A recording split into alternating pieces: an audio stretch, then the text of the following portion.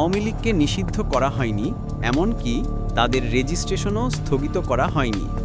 শুধু দলটির কার্যক্রম সাময়িকভাবে স্থগিত রয়েছে বলে জানিয়েছেন প্রধান উপদেষ্টা অধ্যাপক ডক্টর মুহাম্মদ ইউনূস।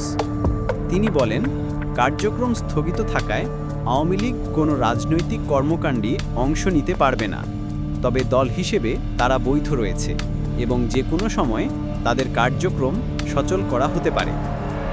জাতিসংঘ সাধারণ পরিষদের অধিবেশনের ফাঁকে জিটিওকে দেওয়া এক সাক্ষাৎকারে তিনি এসব কথা বলেন।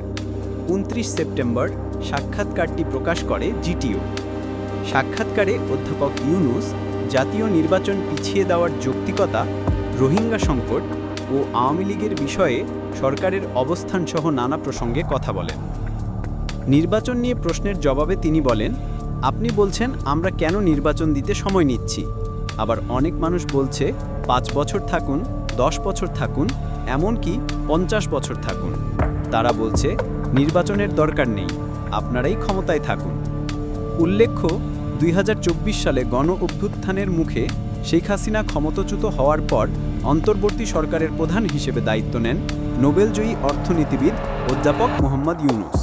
তিনি জানান, দায়িত্ব নেওয়ার প্রস্তাবে তিনি বিস্মিত হয়েছিলেন এবং অনিচ্ছা সত্ত্বেও তা মেনে নেন। আন্দোলনকারীদের উদ্দেশ্যে তখন তিনি বলেছিলেন, আপনারা যদি এত কিছু ত্যাগ করতে পারেন তবে আমিও আমার সিদ্ধান্ত বদলাতে পারি।